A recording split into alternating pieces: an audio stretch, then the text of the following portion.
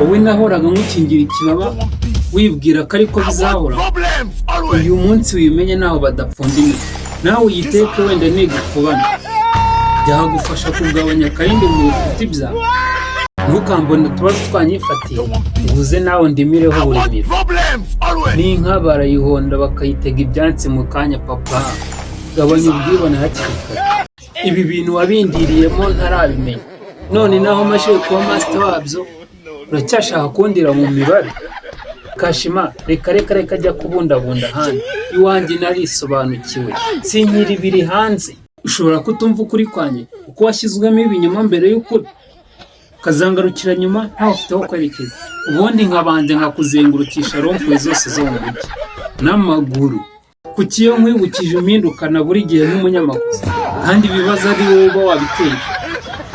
Aho numfata nko kukwihoma wasimbiye, uvuga uti umuturura niwo ukeneye witeguye kumva, ariko mfata nk'uwabuze ubwenge nisubireho mbikaze bikubyarira amazi nk'ibisusa.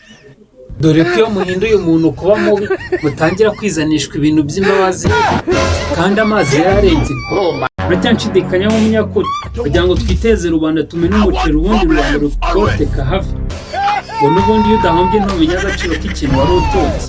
Inama zawe zoshanye ujye uzihorera, uzishyire twa twana ubeshyabeshya imyembe n'ibigori tukemera. Naho ubu njyewe ntizamfata nakuraho ivu kumira.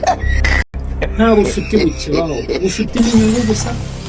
Igihe cyageramo agacupa nyunduka. None ndakubashye ntukibona uko utagishaka kunyitoza. Ese ubundi nsigaye mpanda? Niba byagusajije atari byo bizagukiza, hindura icyerekezo.